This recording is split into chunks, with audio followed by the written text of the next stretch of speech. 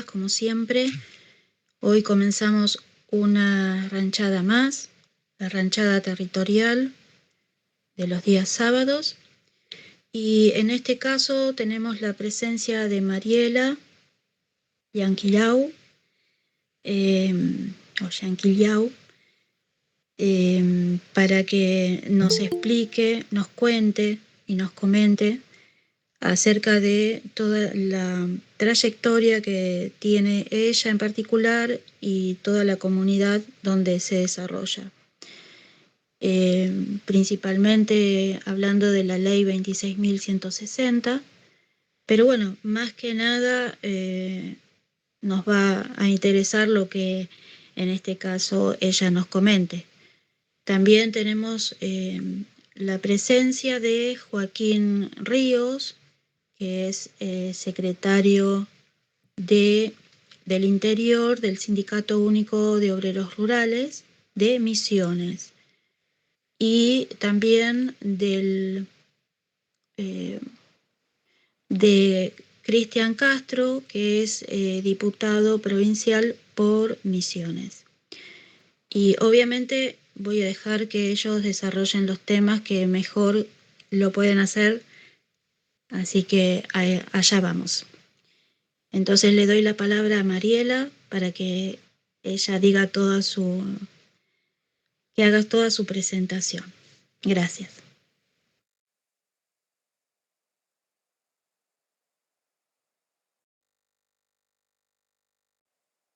Adelante, Mariela. Mariela Yanquilau. Ahí está. Bueno, buenas tardes primero, gracias por la invitación y gracias por poner este tema de la ley 26.160 como para más que debate sería información. Entonces, primero agradezco, y por otro lado me voy a presentar, soy Mariela Yanquilau, soy abogada, vivo en Esquel, Chubut. Participo en distintas organizaciones, algunas civiles, otras de pueblos originarios. También soy integrante de la Liga Argentina por los Derechos Humanos. En todos esos ámbitos trato, por supuesto, de concientizar, informar y promover los derechos de los pueblos originarios. En Argentina, que son, para les tiro un dato, ya son como 40 países, 40 pueblos. Bueno, eso por un lado. También me gusta hablar en términos sencillos, no irme a los términos jurídicos, sino sencillos como para que se entienda bien para gente que no es abogada, y bueno, esa siempre fue mi forma de hablar cuando hablamos, cuando promuevo nuestros derechos, ¿no? De pueblos originarios. Yo creo que para empezar tenemos que despojarnos de ese concepto instalado en la sociedad, ponernos en el lugar de los miembros de pueblos originarios, por ahí romper con prejuicios que lamentablemente están instalados desde que nacimos como sociedad, donde el referente es un hombre europeo, blanco, con capital. Pero eso también es un proceso producto de la concientización, el proceso individual de deconstrucción de haber nacido en una sociedad así. Entonces, creo que para nosotros los pueblos originarios, cuando pasa este proceso, hablamos de gente consciente de la historia o de la verdadera historia, porque la historia oficial cuenta una historia como que en el mapa de Argentina, en el norte vivían determinada comunidad, en el sur vivían de la caza y de la pesca, como que no, eso fue en un pasado. Resulta que todavía estamos acá y romper con esos conceptos también. Entonces, abrirnos a esta nueva forma de pensar. Por otro lado, creo que los pueblos originarios no somos el conflicto, sino que somos parte de la solución, diría yo. ¿Por qué? Porque hoy justamente se ha generado un conflicto a nivel nacional con el tema de que involucra lo que es la tierra, para nosotros el territorio. Y se habla de territorio porque justamente no se ve a la tierra como un bien que tiene un valor pecuniario, sino que se ve como parte de la misma vida de cada persona, una relación especial, una relación de protección, que no se pertenece, que la tierra no nos pertenece, sino que cada uno pertenece a la tierra. Entonces, desde esa mirada se cuida al territorio. Y hoy, con estas medidas nacionales, lo que está en disputa en gran parte son los territorios, porque con la llegada del RIGI, por ejemplo, que se está promoviendo el ingreso de grandes multinacionales, que en algunos casos, o multinacionales o gente extranjera, en muchos casos, incluso acá cerca puedo dar el testimonio, viene un extranjero, compra la tierra con la gente adentro. Hoy hay una disputa porque la gente está adentro. Entonces vienen, cierran, hacen todo un cerrado de alambrado, hicieron una zanja para que no puedan entrar, rompen con un camino ancestral por donde siempre estuvieron, ahí se generó otro conflicto. Y así ha pasado durante mucho tiempo con los desalojos, con los despojos, que ya vienen de la época de la conquista del desierto, donde se repartieron tierras entre grandes terratenientes, sacando a toda la gente originaria que ya estaba antes de que se formen los estados. Siempre le comento en las charlas así, antes de que esté la frontera entre Argentina y Chile, había gente acá, en este territorio. Cuando viene el Estado, conforma el Estado, pone acá está el límite y va a los que quedaron del otro lado y les dice, acá está su DNI, usted es chileno. Vamos del otro lado de la frontera y usted es argentino. Por eso que hay gente de ambos lados, incluso con mismos apellidos, y también hay gente que dice los mapuches son chilenos, por ejemplo, basado en esa historia que por ahí se cuenta, ¿no? Con cierto un no reconocimiento a esa preexistencia. Decía que los pueblos originarios seríamos parte de la solución, dado que se cuida el territorio y dado que el conflicto mayor es el territorio, y el cuidado de ese territorio es muy importante poder transmitir de que se cuida, pero no solo para las comunidades, sino para toda la sociedad. Porque hay una costumbre dentro de los pueblos originarios que existe, que se llama propiedad comunitaria, y no existe el cerrado por alambrado para cada uno. Entonces, es una propiedad comunitaria, es un territorio grande donde se vive, donde quizás que tienen espacios compartidos comunitarios, donde se alimentan los animales, por ejemplo. Entonces, esa es una característica y es en contradicción a lo que es propiedad privada. Bien, ahora, hace 18 años se sanciona una ley, la 26160. Siempre hubo conflicto con los territorios, ¿no? Entonces, en ese momento se decide legislar Con esta ley lo que se hace, se declara la emergencia en posesión y propiedad territorial de las comunidades que están inscritas en el registro del INAI. Y las comunidades que ocupan en forma tradicional. Y por otro lado, se suspenden las sentencias, se suspenden los desalojos de todas las comunidades que están en conflicto, como para decir, vamos a regularizar la tierra, sea propiedad comunitaria, propiedad privada, porque en realidad los dos institutos existen. Entonces, acá yo puedo hablar de lo que es el pluralismo jurídico. El pluralismo jurídico implica que hay dos sistemas.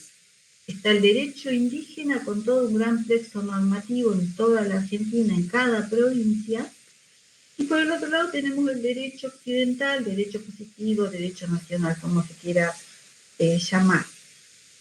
Y dentro mismo del derecho indígena dice y establece normas, y siempre que sea compatible con el derecho positivo de un determinado país. O sea, estamos en pie de igualdad y debería ser respetado igual que el derecho occidental. Eso, si bien está en la norma, en la realidad no está pasando. Entonces, en el 2006 se sanciona la ley 26160, que es la que nos trae a hablar hoy, donde, por un lado, se decreta la emergencia en posesión y propiedad de tierras comunitarias, y por el otro lado se suspenden los desalojos, las sentencias.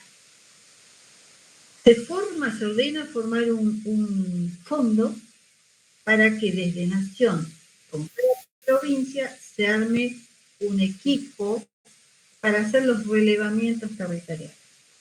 Entonces, cada provincia arma un equipo que está coordinado con el INAI de Nación. Entonces, la idea era ir a cada territorio, a cada comunidad, ir a la provincia, a ver cuántas comunidades hay inscritas, ir al territorio, ir y decir, a ver, cuál es su territorio, cuál es su límite, y hacer toda una carpeta técnica para en forma posterior otorgar el título comunitario.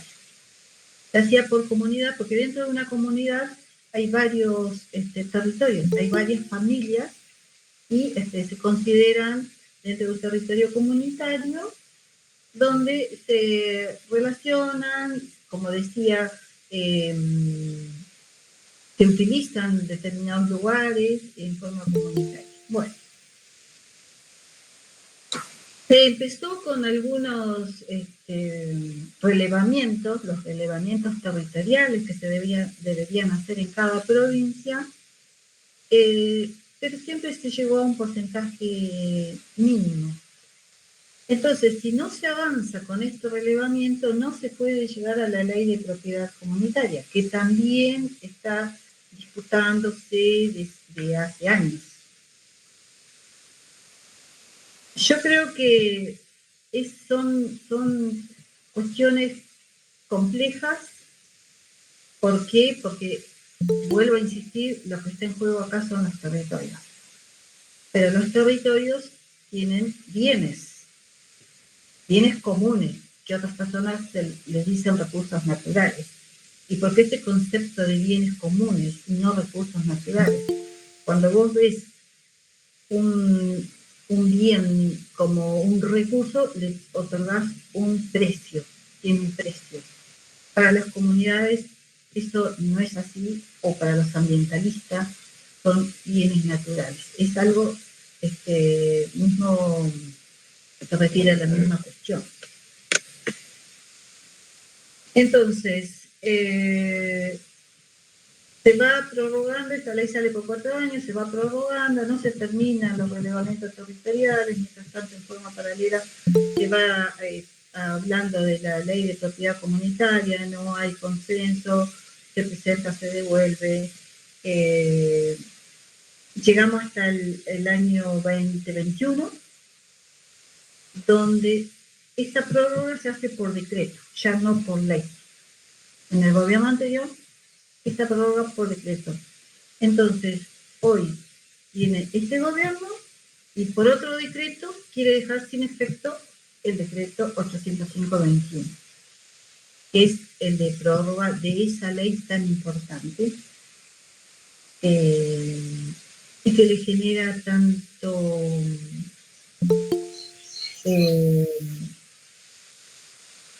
le genera mucho ruido al gobierno, porque si hay algo de las comunidades que tengo que decir que son defensores, yo creo que, yo no sé si ustedes han escuchado que en la defensa del territorio contra el extractivismo han habido muertes en distintas comunidades, han habido presos, están imputados de usurpación, siempre del lado de los acusados.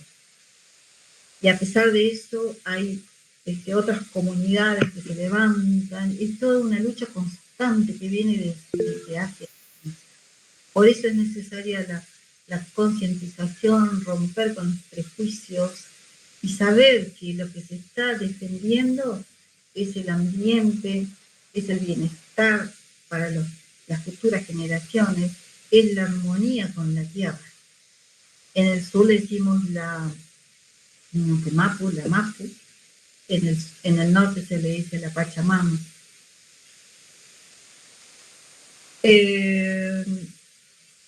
Con este decreto lo que pretenden es dejar sin efecto este relevamiento que no se ha terminado. Se quiere dejar sin efecto la posesión y propiedad de las tierras comunitarias. Y el decreto dice expresamente, por ejemplo, dice que la suspensión dispuesta ya lleva 18 años e impide el libre ejercicio de las actividades productivas y recreativas sobre esas tierras, así como también limita el derecho a la disposición de los bienes. No está reconociendo que hay gente ahí en los territorios, no está reconociendo que existen los pueblos, sino que dice que son un obstáculo para lo que quieren ellos o lo que encuadra dentro de las políticas públicas de este gobierno.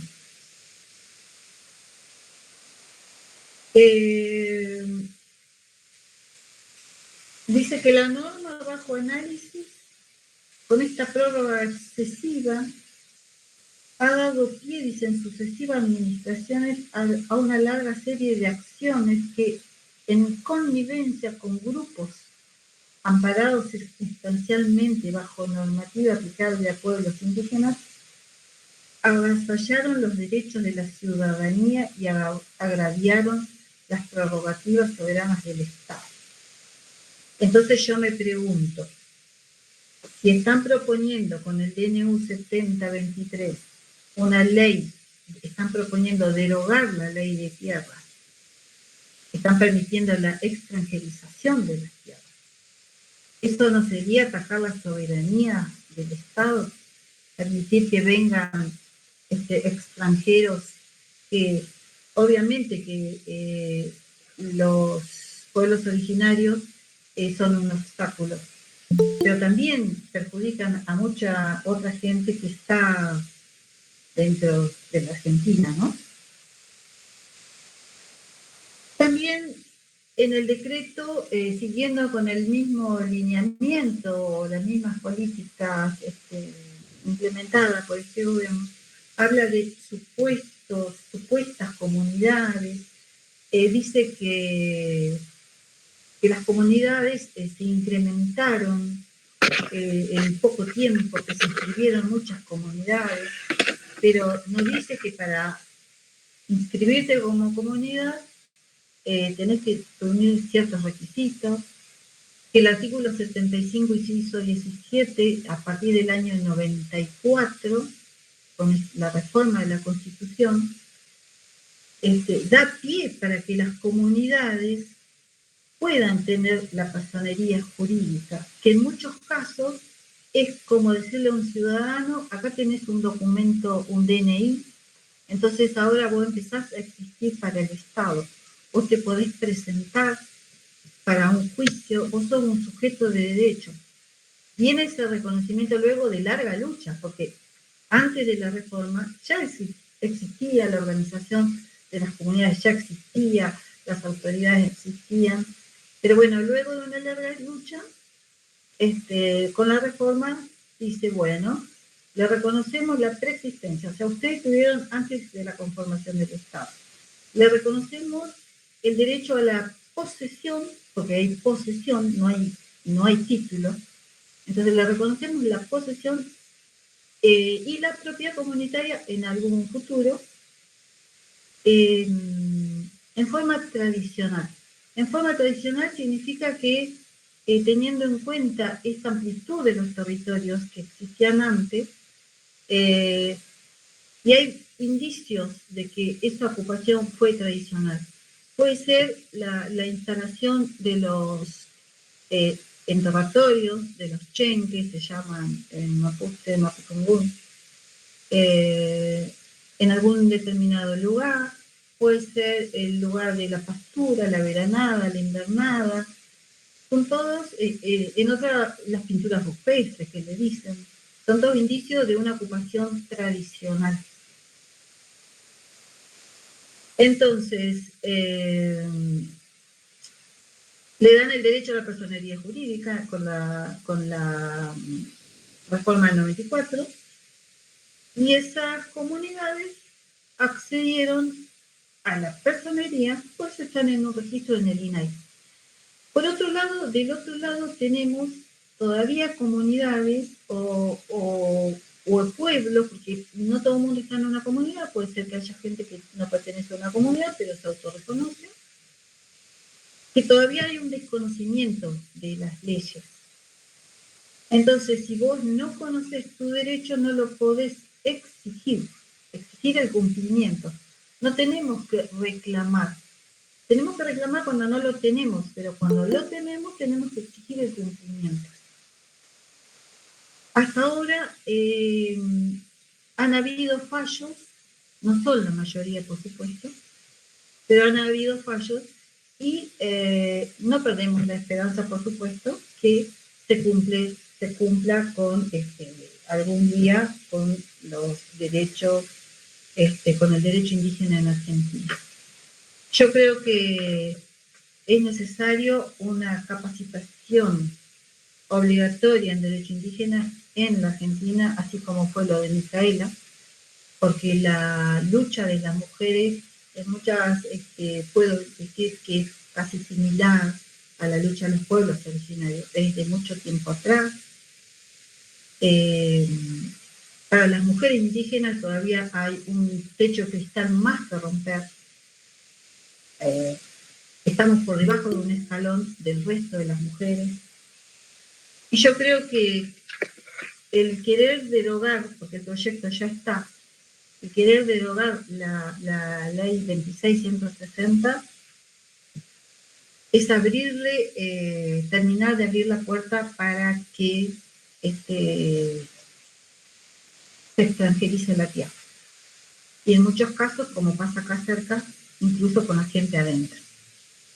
Entonces, creo yo que tenemos que hacer, más allá de esta explicación corta sobre lo que es la ley, lo que implica, creo que tenemos que hacer un llamamiento no solamente a las comunidades, sino a todas las organizaciones, a los estudiantes, a los abogados, a la universidad, porque en la universidad están los futuros jueces, los futuros fiscales y los futuros defensores. Se han venido haciendo trabajos, pero es necesario una mayor concientización. Yo creo que estamos logrando, porque no soy la única que promueve nuestros derechos, cada vez se va ampliando más. Entonces, esto que están queriendo derogar, la ley 2660, es muy grave, y yo creo que tenemos que defender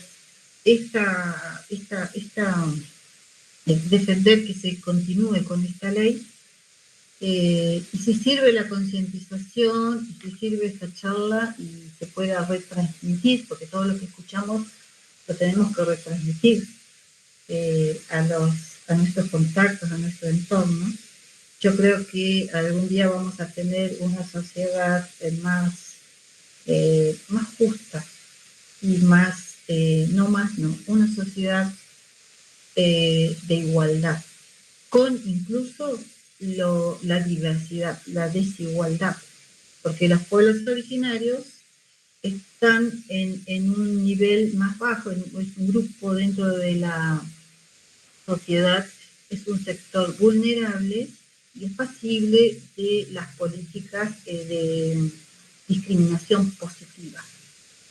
Suena raro, pero hay un instituto que se llama, que podemos decir, discriminación positiva, que implica que, como está en un sector vulnerable, hay que sacar políticas públicas para que podamos en algún momento estar en igualdad con el resto de la sociedad. Así que bueno, yo creo que voy a llegar hasta aquí. Espero que haya podido ser clara y bueno, y si no lo podemos seguir hablando. Muy claro, Mariela. Y bueno, veo, si me permiten, los compañeros de Misiones, le damos la palabra para alguna pregunta que le quieran hacer o comentar, por favor que sean breves. Mariela también, y Carlos y San Vicente dice, pero no recuerdo el nombre.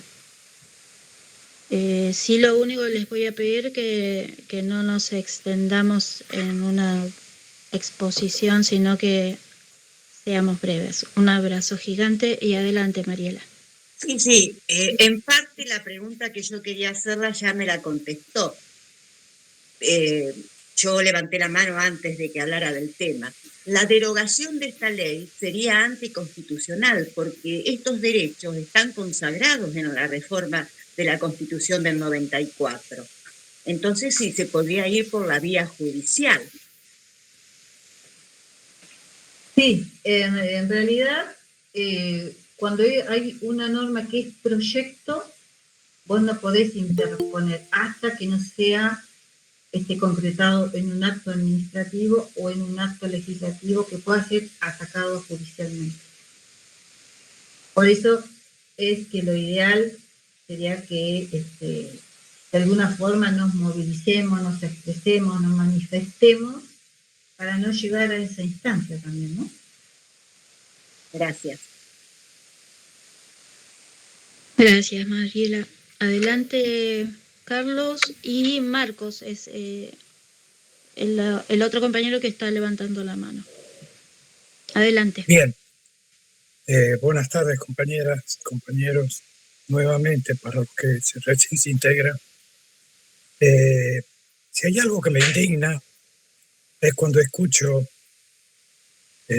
a muchos que están colonizados mentalmente que dicen mapuches truchos. No se trata solamente de concientizar ya, se trata de buscar los elementos jurídicos definitivos. Y uno, no sé si existirán las comunidades, si habrán recurrido al banco de datos genéticos de identificación forense, porque en base a los registros genéticos que ustedes pueden ir haciendo y en comparación con sus ancestros que están en sus cementerios, ustedes van a ir probando que son los dueños de la tierra, que han vivido ancestralmente allí, para mantener esa propiedad mancomún, que en toda forma es mancomún de todos los argentinos, y no de los Benetton, de los Lewis y de todos los que están metiendo estos cipayos que nos gobiernan. Eso es todo, compañero. Yo, si me permite, compañero, con la reforma de la Constitución ya se dictó, se ordenó el derecho al autorreconocimiento. ¿Qué implica esto? Que tenemos el derecho a autorreconocernos sin dar una muestra de sangre para probar que soy tal. Ese derecho obviamente que no lo ejerce cualquier persona. Entonces, y justamente con la modificación de la Constitución en el 94 se implementa este derecho, porque la historia de los pueblos originarios ha sido una historia muy teñida de violencia. Entonces, en una época, la misma comunidad, como en protección de los integrantes, les prohibían hablar el mapuzungún, por ejemplo, les prohibían hablar en su idioma, incluso no les enseñaron, como queriendo esconder que sos de pueblos originarios. Pero eso es como una protección que se le daba a los hijos. Entonces, y hoy incluso hay gente que todavía no se autorreconoce a pesar de su apellido, su figura, su fisonomía. Entonces, ese derecho ya está consagrado. Nosotros no tenemos que dar una prueba de sangre para confirmar que yo desciendo de... Tampoco soy descendiente, yo soy. Por eso se reconoce la preexistencia. O sea, ya existíamos de antes del Estado. Y hoy seguimos existiendo. Fabuloso. Muchas gracias. Bueno, ahí levantó la mano Joaquín, que es nuestro otro... Hoy tenemos 3 invitados de lujo, aunque todos son de lujo igual, pero bueno, ellos son los invitados especiales. Adelante, Joaquín. Bueno, solo un pequeño aporte, Mariela, respecto a esto donde se oculta, ¿no es cierto?, la identidad de la persona por algo. No se escucha, ¿eh? Hola, ¿se escucha? Ahora sí. Bueno, Mariela, yo solo para darte un pequeñito aporte respecto a esto donde se No, oculta muchas veces no se escucha. Muchas veces la identidad de la persona o la nacionalidad de la persona por alguna cuestión. Yo, por ejemplo, soy descendiente, mis abuelos eran paraguayos. Y bueno, mis abuelos eran paraguayos y mis padres y mis tíos no aprendieron a hablar el guaraní, por ejemplo, por ese tema.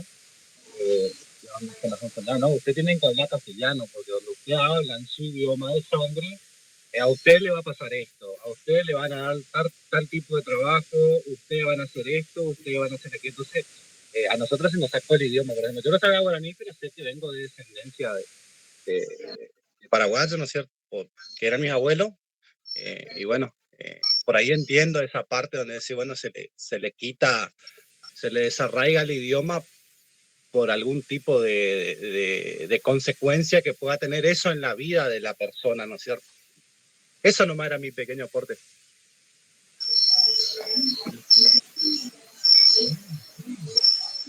Bien, muchas gracias, Joaquín. Les pido, por favor, que los que y las que no estén hablando cierren los micrófonos, porque algunos compas están en lugares que también es difícil la conexión, así que colaboremos todos. Bueno, adelante, me aparece como San. Cooperativa San Vicente Limitada. Ahí ¿Qué está. tal? ¿Cómo están, compañeros? ¿Todo bien? ¿Todo tranqui? Mira, nosotros por nuestra parte con la cooperativa y con los dirigentes y la gente que está adherida, asociada, nos hacemos tres planteos, ¿no? Primero, ¿qué nos pasó? Segundo, ¿qué vamos a hacer?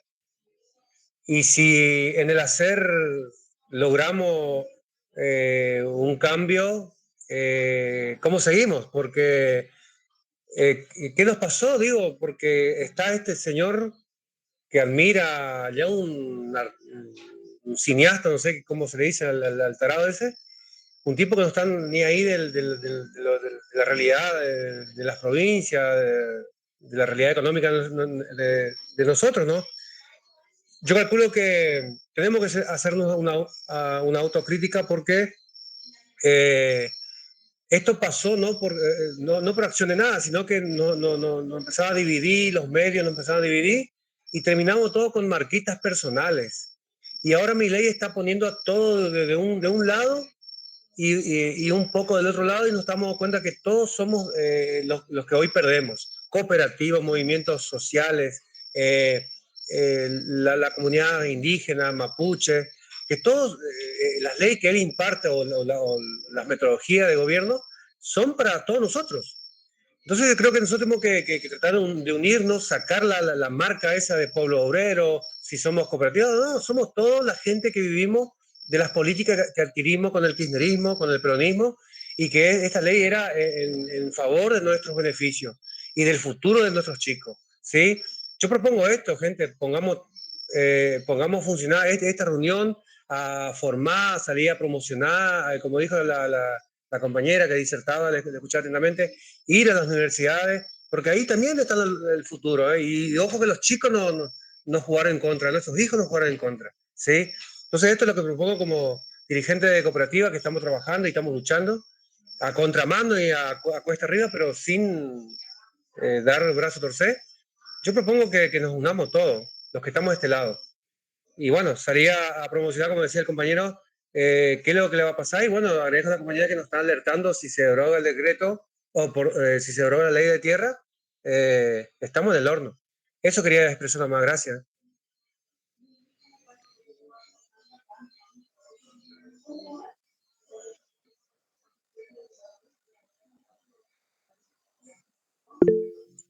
Está muteada, Zulita. Bien. Bueno, ¿qué les parece si ahora pasamos al tema siguiente? Que en realidad, como dije en un principio, fuera de la grabación, todo está vinculado porque estamos hablando de territorio, estamos hablando de lo humano y estamos hablando de lo que es soberanía y de nuestra lucha, ¿no? De todo lo que tenemos que defender. Sean las comunidades,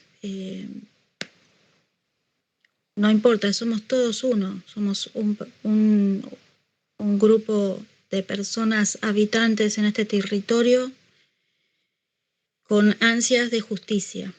Bueno, adelante le voy a dar la palabra a Joaquín y a Cristian, o como quieran hablar, si primero quiere hablar Cristian y luego Joaquín, y además que se presenten ellos mismos. Me encantaría que fuese así. Cristian, que Cristian hable primero, que tiene más datos, y después yo sigo, ¿sí? Hola, muy buenas tardes a los compañeros, compañeras de toda la Argentina. Agradecer la invitación. Soy Cristian Castro, soy diputado provincial del Partido Agrario y Social acá de la provincia de Misiones. Soy contador público de profesión y docente de vocación. Soy profesor en secundaria y en terciario. Y bueno, lo que queremos comentar un poco con Joaquín es el estado de situación actual de la yerba mate, ¿no? Que es un producto insignia de Argentina y que el 100% se produce en Misiones y en Corrientes, y de esa totalidad, el 90% de la yerba mate, de la hoja verde, se produce en Misiones. Me gustaría por ahí hacer un estado de situación. Me gustan mucho los números como contador y profesor de matemáticas. Me gusta la cuestión de explicar muchas veces con números, con datos. ¿Cuál es el estado de situación actual? El paquete de yerba en góndola no paró de subir hasta julio, ¿sí? Subió según datos del INDEC. Agosto y septiembre tuvo una caída en el precio, ¿sí? Y después, septiembre-octubre, se volvió a recuperar el precio en góndola. Y si lo mido interanualmente, tiene una caída, pero una caída mínima de un 6%, con datos reales, ¿sí? Quitando la inflación de por medio. Pero ¿qué le pasó al pequeño productor? ¿Y cómo está compuesta la cadena? ¿Sí? El pequeño productor cobraba 210 en diciembre por laudo de Nación, y lo regulaba el INIM, el Instituto Nacional de la Yerba Mate, que fue una institución creada por los productores después de la crisis de los años 90. Bueno, los productores en enero se juntaron en una asamblea en toda la provincia y estaban pidiendo 505 pesos por kilo de hoja verde, y para hacer un kilo de yerba mate, la que ustedes toman todos los días, se necesitan aproximadamente entre 2 kilos 800, 3 kilos de hoja verde. Pedían 505, llegó a 380 y lo último que se pagó entre 2.40 y hasta 110 pesos, y en cuotas a 30, 60, 90 y hasta 120 días, ¿sí? Esa es la situación, y por eso la crisis fenomenal, ¿sí? Y para hablar ahora más específicamente, ir de vuelta al inicio, ¿sí? Como le decía, para hacer un kilo de yerba elaborada se necesita prácticamente 3 kilos de hoja verde. Esa hoja verde, ¿sí?, la producen 13.500 pequeños productores, 13.500 pequeños productores, de los cuales el 68% tienen menos de 10 hectáreas, ¿sí? O sea, minifundios. Para poder cosechar, ahí viene lo que decía Joaquín, se utiliza mano de obra intensiva, los famosos tareferos. Registrados siempre son entre 7.000 y 10.000, y se calcula que son 15.000 familias en total las que hacen la tarefa, que es la cosecha, que acá yo en el fondo tengo lo que es un raído, ¿sí? Es una bolsa alpillera grande en donde tiene aproximadamente 100 kilos de hoja verde. Eso lo cargan en la espalda, lo llevan al lado del camión y la suben a un camión. Bueno, eso lo hacen, como dije, prácticamente 15.000 familias, ¿sí?, que son los trabajadores rurales. Como dije, 13.500 son los pequeños productores inscritos en el INIM y se calcula que son alrededor de 18.000. ¿Sí? ¿Qué pasó? ¿Por qué esta caída del precio? Y es ahí en donde hay hoy un debate, y yo hago mucho hincapié en esto y hago el planteo en grupos de yerbateros, en donde al comienzo era todo culpa de una superproducción, ¿sí? Hoy la caída del precio es porque hay una superproducción, hay demasiada hoja verde y eso hizo que se caiga. Y yo digo que no es eso, sino es algo que ya nos pasó en los 90, ¿sí? Antes había la CRIM y en los 90 Menem desregula el mercado yerbatero, ¿sí? Eso genera una crisis que desencadena. Ahí dice el Sturzenegger, exactamente, Sturzenegger, Milei. Pero bueno, según acá los yerbateros hay dos causas. Una, algunos decimos que es la desregulación, otros dicen que es la superproducción. El DNU 70/23, una de las cosas que desregula es justamente el INIM, que fue una herramienta que crearon los productores después de la crisis esta que yo digo, de los años 90, que desencadena el 2001 en un tractorazo famoso acá en Misiones, en donde los productores pusieron tractores en la puerta de la casa de gobierno, ¿sí? Una crisis que fue tremenda, en donde inclusive el gobernador de esa época, Ramón Puerta, le daba a los productores, ¿sí?, bolsas de mercadería para que no cosechen la yerba mate. Prácticamente estamos llegando a esa misma situación. En el 2001 la gran crisis, tractorazo, y ahí se crea nuevamente el INIM, que mal, uno podía tener un montón de cuestionamientos al funcionamiento del INIM, pero mal que mal reguló mínimamente los precios y la cupificación, que es la cantidad de yerbales nuevos que se pueden poner en producción. Como le digo, hoy el debate es, a ver, todos sabemos la problemática del precio y el debate está en, ¿esto es por una superproducción o esto es por la desregulación? En eso yo aporto datos y digo, si yo mido la cosecha que hasta ahora viene produciendo la provincia de Misiones en el 2024, si comparo con 2021, que también ya había una crisis de estrés hídrico en la provincia de Misiones, lo cual reduce la producción, pero si mido con el 2001, el incremento es de un 14, no llega a 14%, 13,8% más de producción. Entonces, no hay una superproducción para que haya una caída tan grande que en términos reales casi del 75%. ¿Sí? Fíjense que estamos hablando de 210 pesos en diciembre, 270 en enero, llegó a 380 y hoy no solo que cayó el precio, sino que te pagan 240 a 110 pesos, hay una dispersión muy grande, sino que aparte no te pagan de contado. El 380 que yo digo en marzo era de contado. ¿Y qué pasó en marzo? Lo primero, antes de la famosa superproducción, lo que empezaron a decir en Paraguay y en Brasil producen más barato, empezaron a importar, empezó a entrar yerba y le asustaron al productor de que en Paraguay era más barato y estaba a 2.20. Entonces, inmediatamente de 3.80 bajó a 2.20 porque empezó a entrar yerba de Paraguay. Paraguay produce 30 millones de kilos de yerba elaborada. 30 millones de kilos. 15 millones consumo interno y 15 millones exporta, que uno de los principales puntos de exportación es Siria, igual que Misiones. Y para tener datos, ¿no? Argentina consume 24 millones de kilos por mes. O sea, la producción de Paraguay alcanza para un mes y días de Argentina. Entonces, le asustaron al productor, hicieron bajar a 2.20 y de ahí no paró de caer el precio y es la crisis actual. Ahora se está debatiendo también la caída en el consumo. Si yo mido el consumo este año cayó alrededor de un 8,7%, prácticamente un 9%, depende si tomamos datos o del INIM o si tomamos datos del INDEC, pero hay una caída del consumo interno y hay un repunte de prácticamente un 9% de las exportaciones, pero que las exportaciones es un 10% del total. Entonces, ese es el estado de situación actual, en donde los productores dicen que la caída de precio, algunos,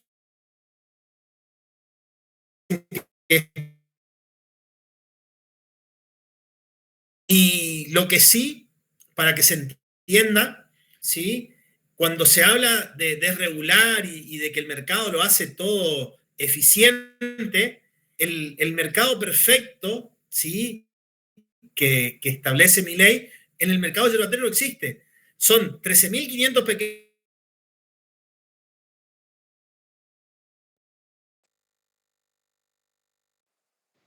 Tienen el 80% del mercado, ¿sí? Los cuatro primeros manejan, ¿sí? Más del 40% del mercado.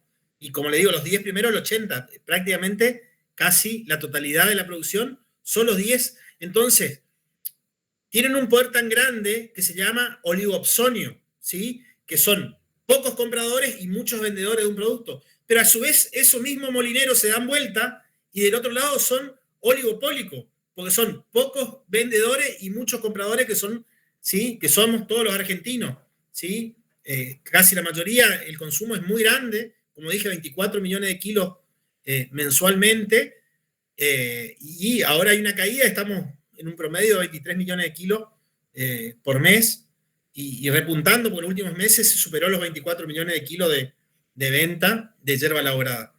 Así que es el estado de situación actual de la provincia de Misiones, en donde estos pequeños productores, otro dato, yo le había dicho, este 68% de productores que tienen menos de 10 hectáreas producen 26% de la hoja verde, y después en el otro extremo tenés 2% de los productores que producen 28%, ¿sí? Que tienen más de 100 hectáreas. Esto es la preocupación que yo tengo, porque hoy es esta baja de precio, pero esos grandes van a empezar a quedarse con una producción mucho más grande. Si yo hablo que Misiones quiere aprobar el RIGI y yo con una persona que quiera ingresar al RIGI y que compre hectáreas, me da prácticamente 75.000 hectáreas puede comprar. Imagínense 75.000 hectáreas de yerba mate, ¿sí? Destroza el mercado, pero principalmente le destroza a los pequeños, porque van a venir a hablar de eficiencia y de un montón de cuestiones que lo único que perjudica es, en primera instancia, al pequeño productor y en segunda instancia a los tareferos, que son estos trabajadores rurales que hacen la cosecha de yerba mate. El último laudo que hay de la Comisión Nacional de Trabajo Rural establecía que deberían pagar como mínimo 60 pesos por kilo de hoja verde al tarefero, y lo cual, Joaquín no me va a dejar mentir, le estaban pagando algo de 40, 45, depende de la zona, y no más que eso. Y eso llevó a que hoy se habla de safriña. El 1 de diciembre arranca la safriña, que es la zafra de verano, que no todos los hacen, muy pocos se hacen algunos despuntes de la planta, y con esa hoja es la famosa safriña. Va a diciembre, enero y febrero, son los meses en donde se hace safriña. La zafra gruesa es en invierno. No sé, Joaquín, si falta algo o querés agregar algo. Bueno, sí, le damos la palabra a Joaquín y luego sí, si me esperás, Mariela. intervenís, ¿sí? Bueno, Adelante, Joaquín. buenísimo el análisis de Cristian. Bueno, yo más que nada le quiero pedir ¿se escucha bien? Le quiero pedir una mano a los compañeros de diferentes partes, ¿no es cierto?, de la Argentina. El día lunes 2 hay un paro provincial yerbatero. El día 5 hay una marcha federal en defensa de las economías regionales, que no solo implica el tema de la yerba mate, sino que de diferentes provincias con diferentes economías regionales que van a hacer una manifestación masiva a la Casa Rosada. Ojalá que sea la marcha. Le pido, por favor, que visibilicen la imagen del trabajador, del tarefero. Yo como secretario del Interior del SUOR, del Sindicato Único Obrero Rural, tengo que defender a los compañeros y bueno, el tarefero es quien la está pasando mal. El tarefero hoy está cobrando, e incluso en lugares con empresas que vienen y subcontratas están cobrando, porque le dan la comodidad de cortarle con la tijera, de pesarle, de cargarle, le están pagando 25 pesos y lugares están pagando 35, de donde muchos pagan 40 pesos y un trabajador en un promedio de 500 kilos por día, hay que ser tarefero para poder hacer 500 kilos por día en el mes. El tipo está sacando 10.000 kilos y son 400.000 pesos. El tarefero no cubre la mitad de una canasta básica. Y es en realidad el que la está pasando mal.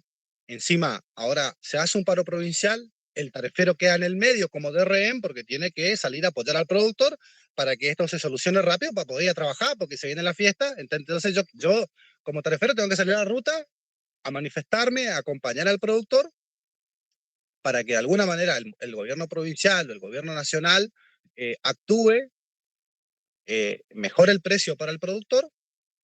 Y desde ahí recién yo me podía trabajar eso del el viernes o quizá la otra semana. Para eso yo pierdo una semana de trabajo cuando en la safriña tenemos 3 semanas de trabajo. Acá el productor ya en estos 20 años ya suficientemente creo que mejoró desde la regulación, ¿no es cierto?, de la creación del INIM. Cristian no me deja mentir, de los 90 para atrás, el productor cambiaba su yerba por mercadería, la sacaba en carro, cobraba en cheque, abandonaba el yerbal, tumbaba el yerbal, plantaba pino, hacía cualquier otra cosa. Y desde la creación del INIM, o sea, ¿por qué tenemos hoy una supuesta superproducción? La yerba valía. Y eso es lo que creo que nos hizo tanto daño Stusener, que fue el mismo que en los 90 se ocupa de la desregulación, hoy vuelve con la desregulación y encima con excusas absurdas, ¿no es cierto?, de, de que el INIM no servía porque el tipo que trabajaba ahí se llevaba la camioneta a la casa, porque, o sea, como cuando se le ensucian las organizaciones sociales por cosas que suele pasar en cualquier institución, ¿se entiende? Entonces, yo creo que estoy a favor de que se tiene que volver a regular el INIM, que se tiene que poner un presidente, que el presidente es que con una comisión dice, bueno, acá hay que pagar tanto, y el productor recibe tanto, el tarefero recibe tanto, y el molino, si quiere yerba, tiene que pagar ese tanto como precio de referencia. Pero bueno, dentro de todo eso, el tarefero, quien es el trabajador, que hoy si no se hace una safriña, tampoco ni el gobierno nacional ni el gobierno provincial está viendo alguna política social para poder contener a aquel que se va a quedar sin trabajo 3 semanas porque el patrón decide no vender su yerba a ese precio. ¿Se entiende? Entonces, solicitarle a los compañeros si por ahí podemos visibilizar más la imagen del trabajador y la producción de la hoja verde, por supuesto, que esa es la economía regional, eh, así como el té, así como el tabaco en la provincia de Misiones. Cristian le puede comentar un poquito sobre el tabaco, también lo que está pasando con el té. O sea, no se trata solo de la cuestión de la yerba, pero bueno, pedirle, ¿no es cierto?, la manito a los compañeros de las diferentes provincias que nos den una mano con visibilizar lo mal que está pasando el trabajador de la yerba mate hoy, con la desregulación, con estos paros yerbateros, es el tipo que se tiene que quedar eh, en la casa o muchas veces irse a otros países, así como Cristian estos días estuvo visibilizando el éxodo misionero, donde los jóvenes se van a Brasil o se van a otros lados a trabajar porque acá como que no, hoy no nos sirve trabajar por la mitad de lo que vale una canasta básica, cuando tenemos la luz carísima, el transporte caro, el combustible caro, la comida que aumenta, el gas. Entonces, la única manera de nosotros los misioneros sostenernos es muchas veces yendo a trabajar. Incluso conozco familias enteras que se han ido a trabajar a Brasil y bueno, eso es lo que nos está pasando a los trabajadores de la yerba mate hoy en la provincia de Misiones. Eso es lo más quería. Muchísimas gracias.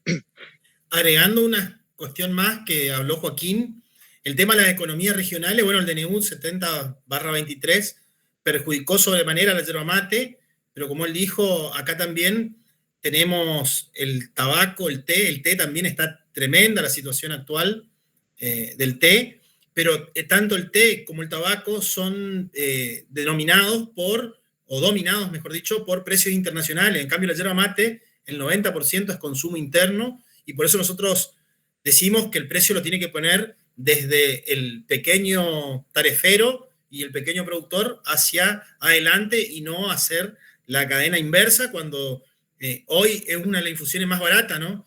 Y relacionando con el tema de la tierra que se habló anteriormente, como decía, la mayor parte de los yerbateros tienen minifundio.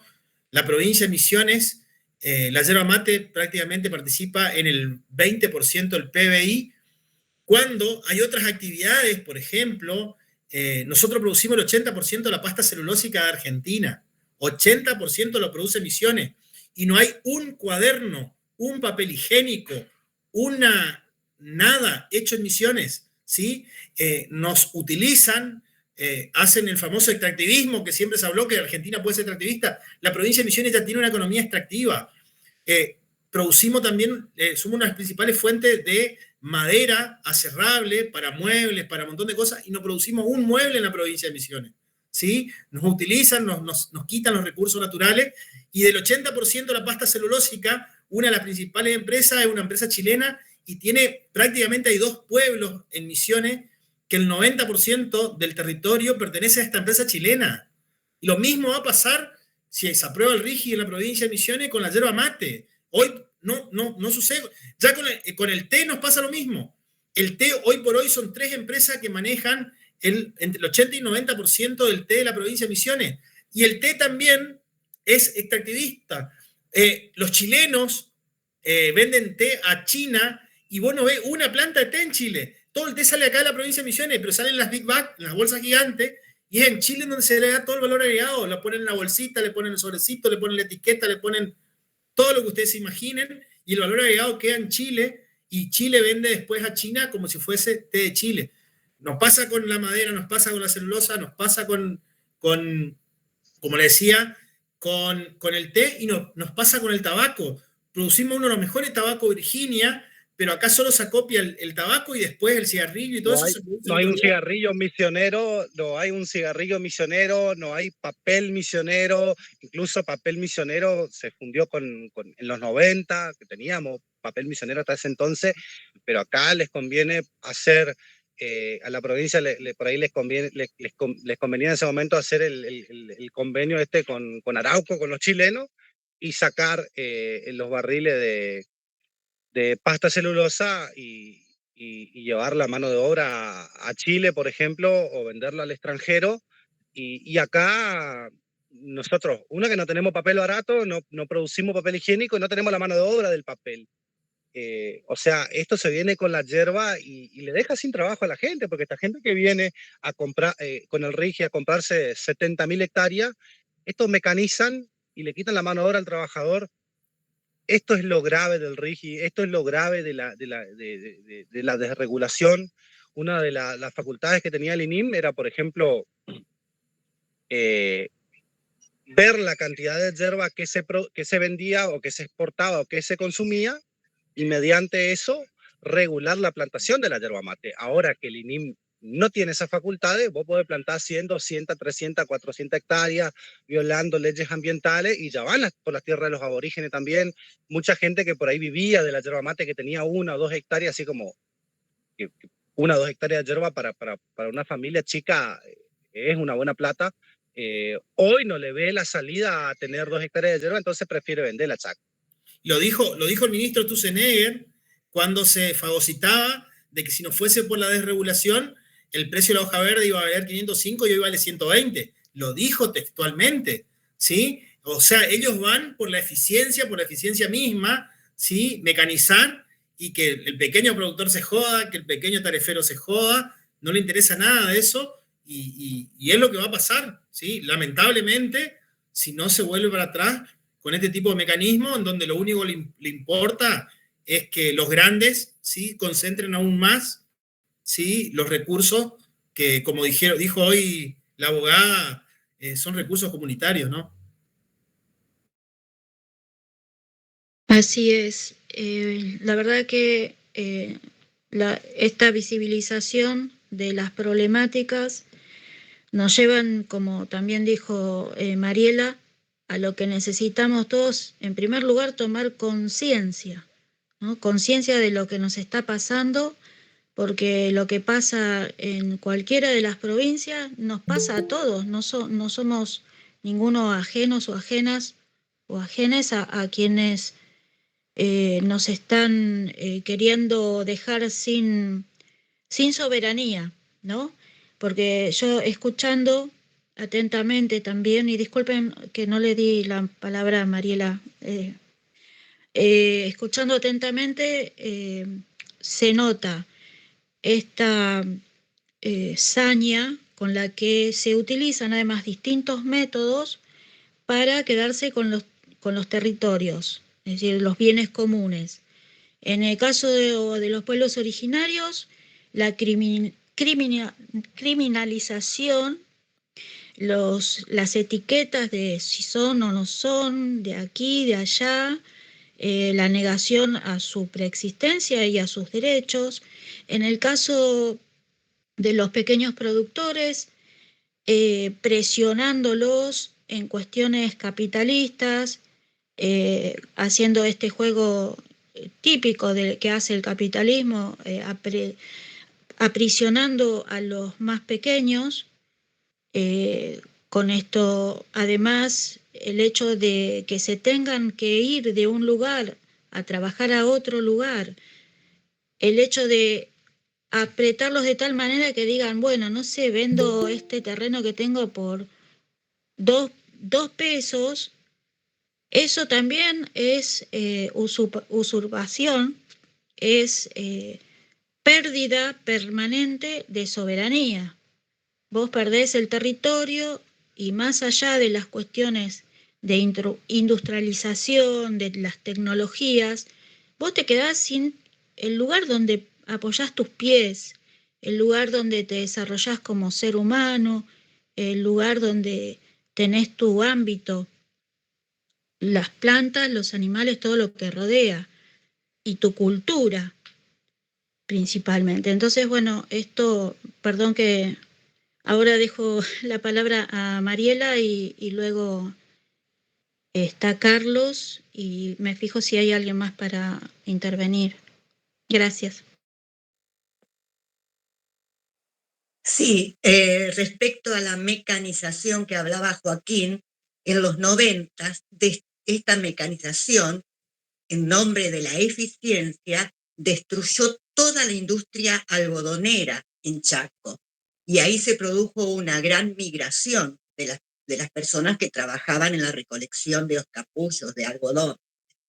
Quería preguntarle a Cristian si en este intermedio, hasta que lamentablemente se lleve a cabo el RIGI, las industrias que son las que compran la hoja de yerba y fabrican finalmente la yerba que nosotros consumimos, si las industrias tienen pensado importar en el mientras tanto, cuando sabemos que la yerba de Paraguay, de Brasil o de otros países no cumplen con los estándares de salud que tiene nuestra yerba. Si la industria está pensando en importar en el mientras tanto. Sí, la verdad que hoy con los precios una hierba importada, la hoja verde, está aproximadamente 240, 250 pesos, y ellos le están pagando 110, o el que más paga 240 a 30, 60, 90 y 120 días. Entonces, hoy por hoy está regalada la hierba del pequeño productor, en donde le conviene mucho más traer esa hierba que la de Paraguay. Y como usted dice, la hierba de Paraguay y de Brasil está comprobado que tiene los índices de contenido de hierro mucho más elevados, y la verdad que no hay controles, porque cuando se mezcla con la hierba nuestra, después ahí sí se hace el análisis por parte del Ministerio de Salud, y ahí dan los niveles normales de hierro que debe contener esa hoja. Pero si vos sacás cuando entra esa hierba, seguramente el contenido es mayor, pero esa hierba no es para consumo, es para industria. Entonces, después cuando la industria la mezcla con la nuestra, ahí sale que los índices de hierro, de contenido de hierros, de metales ferrosos, es el aceptable para la salud, digamos.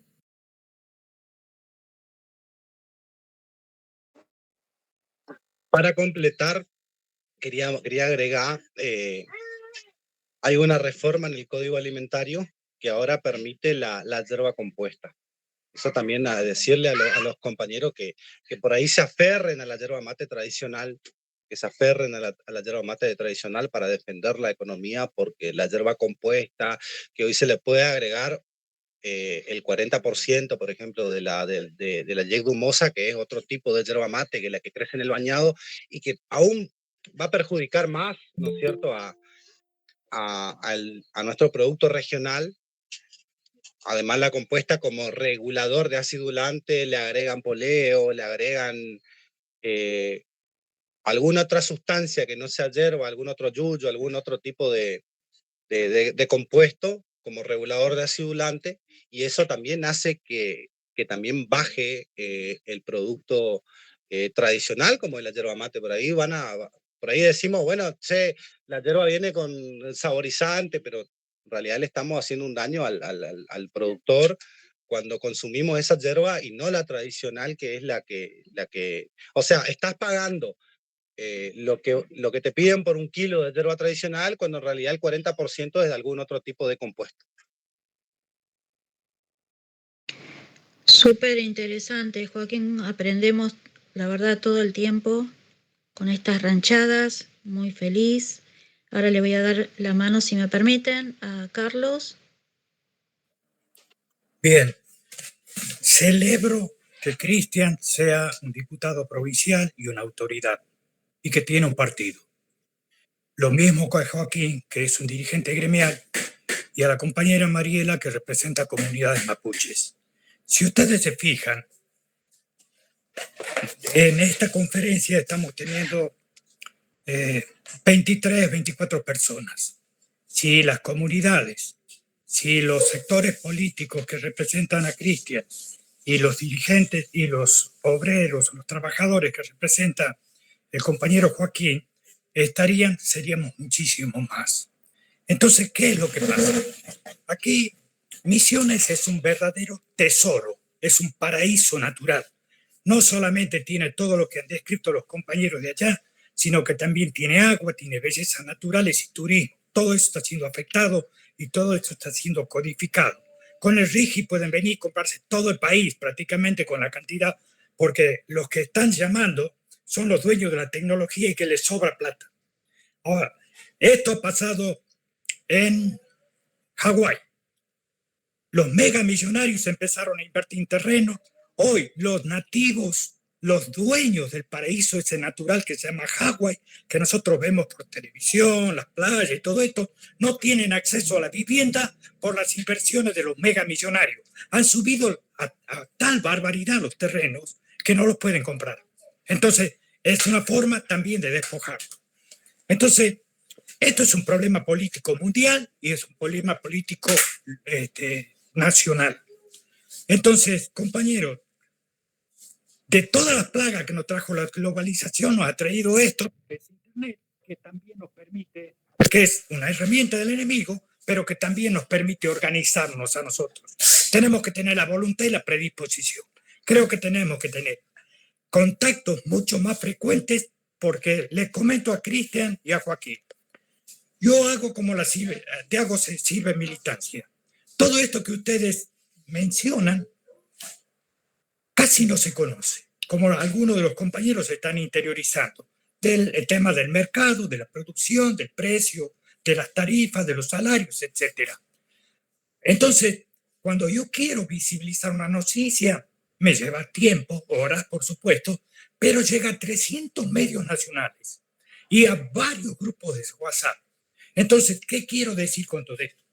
Que debemos unirnos. Unirnos es una vocación de entramarnos y empezar a construir las herramientas necesarias para combatir. Y si Cristian tiene un partido, bienvenido. Esto es una multisectorial. El día de mañana vamos a necesitar partidos para imponer candidatos. Entonces, debemos empezar a verlo desde el punto de vista político porque realmente la patria está en riesgo. Aquí nos pueden comprar y tenemos un descerebrado, colonizado mentalmente, con una cantidad de cepallos inescrupulosos que gobiernan, que no les importa un carajo de la situación de nadie. Lo único que les importa es lo que se han propuesto, destruir el país, destruir el Estado y venderlo. Entonces, creo que debemos tomar contacto. Aquí hay muchas ideas, no solamente de la multisectorial, sino de otros sectores también que yo estoy conectándome, porque todo esto tiene que unirse en un esfuerzo de proyección, con proyectos. La lucha es mediática, por eso se ha colonizado. Entonces, fíjense la posibilidad que tiene una persona como Cristian, que está instituido, de empezar a buscar y a organizar cibermilitantes. Nosotros necesitamos generadores de audio, de textos, de videos, gente que tenga conocimiento informático y de redes, gente que se introduzca en la inteligencia artificial para utilizarlo. O sea, todo eso tenemos que buscar potencializarlo porque quien tenemos al frente es lo más poderoso en ese sentido. Entonces, debemos empezar a entramarnos en un trabajo. Yo, para no saturar con esta conversación, les quisiera tener hasta una conversación personal con cada uno de ellos, porque hay cosas que hacer y se tendría que conversar personalmente para que no se quite tanto tiempo y se quite la posibilidad de exposición a los demás compañeros. Yo creo que es bienvenido esto, porque los problemas se venían agravando. Si este tipo dolariza el país, pueden comprar la Argentina entera prácticamente. Entonces, y aquí lo que nosotros tenemos son los recursos naturales para, si un gobierno popular llega, inmediatamente empieza a salir de la solución, de la situación crítica que estamos. Yo creo que hay algunas ideas que podríamos expresarlas porque el país tiene solución y puede salir rápidamente de esta crisis, pero tiene que gobernar un gobierno de tinte popular. Gracias, compañero. Gracias, Carlos, como siempre, desde Santiago del Estero. Bien, le damos la palabra a Pablo Cercovich, que es nuestro secretario general. Y adelante, Pablo. Gracias, Zulma. Bueno, gracias, Carlos, a todas las compañeras y compañeros que están participando, especialmente a los panelistas, nuevamente. Decir que, en efecto, el escenario que describen los compañeros de Misiones es un ámbito de tensión que se reproduce a lo largo y ancho del país, todos los sectores. Lo estamos observando y probablemente tienda a profundizarse debido a las políticas públicas que están implementando, a la transformación de nuestro andamiaje jurídico. La compañera planteaba al principio también esta tensión sobre el reconocimiento o no de las comunidades, de sus personerías. Y en definitiva, esto describe un escenario de confrontación de intereses, claramente, donde la Argentina está cada vez más sometida a ser un ámbito sacrificial para la dinámica, para la lógica de este mundo unipolar. Y nosotros entendemos que hay otras opciones que pueden construir una sociedad sostenible a partir de otras prioridades, que no son las de acumulación, sino la de la gestión de procesos. En este sentido, vemos que hay cada vez más herramientas disponibles para gestionar, para darle transparencia y proponer un debate informado, pero también es cierto, y esto creo que es lo más preocupante, que esta situación que se plantea con las 15 o 20 mil familias que dependen de la producción de yerba mate, este impacto tecnológico probablemente, aunque no tuviéramos estas políticas adecuadas a los intereses de los grupos que gobiernan, de todas maneras representaría una preocupación. Creo que nosotros no tenemos que perder de vista esto, porque lo cierto es que hoy todos los procesos se están transformando y nosotros entendemos que la posibilidad de intercambiar pareceres con descripciones adecuadas de los distintos escenarios nos va a permitir empezar a producir consenso sobre las soluciones para esto. Evidentemente, desde la pandemia, podemos decir, se profundiza este impacto y está claro que tenemos que darnos a la tarea de reconcebir cómo tendría que funcionar el sistema democrático para respetar la efectivización de derechos de la población, tanto individuales como colectivos, y cuáles son incluso los nuevos derechos que vamos a necesitar frente a este nuevo escenario.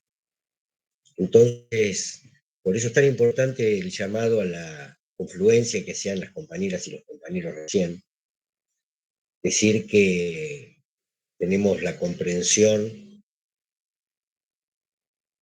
de que los procesos de construcción política se han transformado, se están transformando, y eventualmente se hablaba al principio de esta charla de responsabilidades. Yo creo que la responsabilidad mayor es la de no comprender, no haber comprendido, no estar pudiendo comprender que estamos intentando librar batallas del siglo XXI con ejércitos del siglo XX.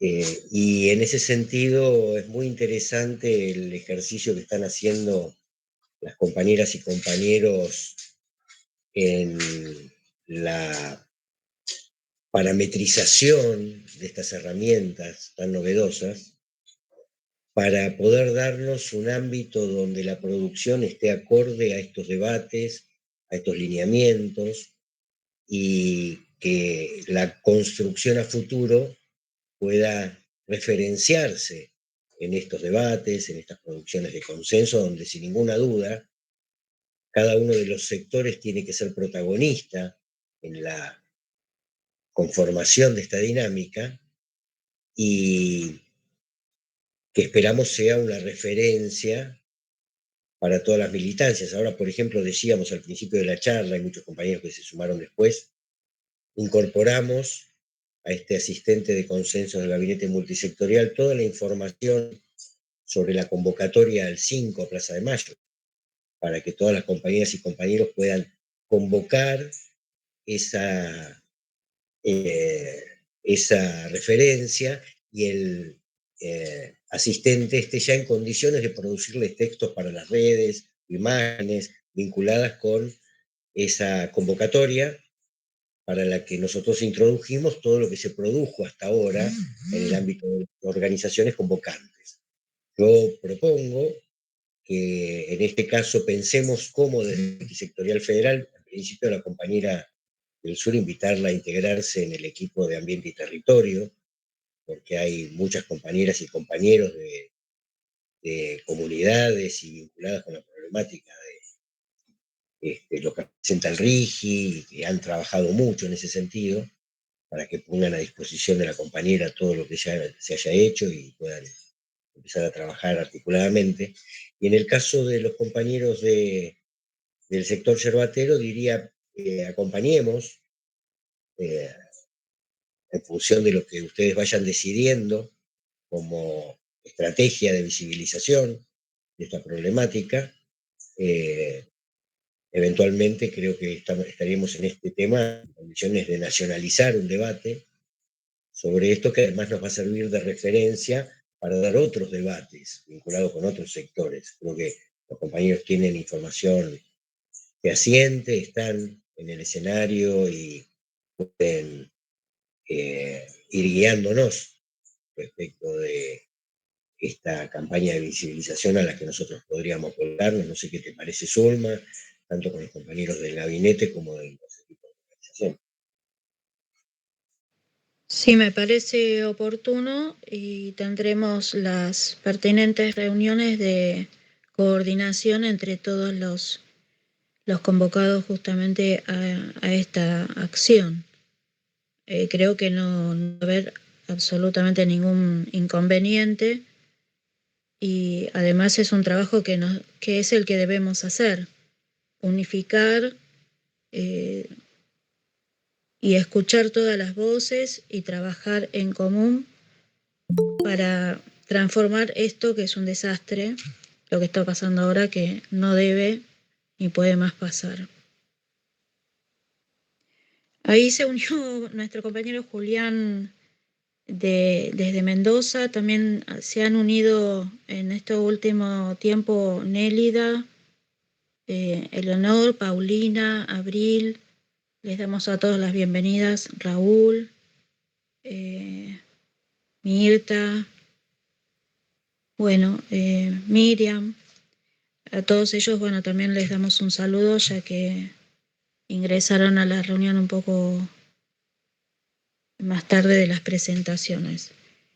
No sé si quieren, se tuvo que retirar Mariela Yanquinau, pero bueno, nosotros estamos comunicadas con ella porque también pertenece a nuestro grupo de organización territorial de la Multisectorial Federal, así que vamos a transmitirle todo lo que no haya escuchado. De todas formas, ya saben que todas las ranchadas quedan grabadas y pueden ayudar con eso a la difusión de lo que se charló hoy, que fue muy importante. Además es como la punta del problema, pero sabemos que hay mucho más para profundizar, hablar, comunicar y formar, porque como se dice, no se defiende lo que no se ama y no se ama lo que no se conoce, o algo así.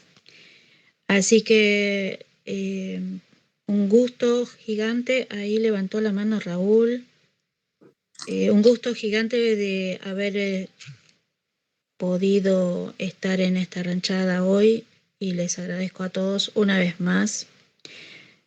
Y vayamos acompañando, por favor, la marcha del 5 de diciembre y todas las actividades que tengamos que realizar para llegar a donde tenemos que llegar.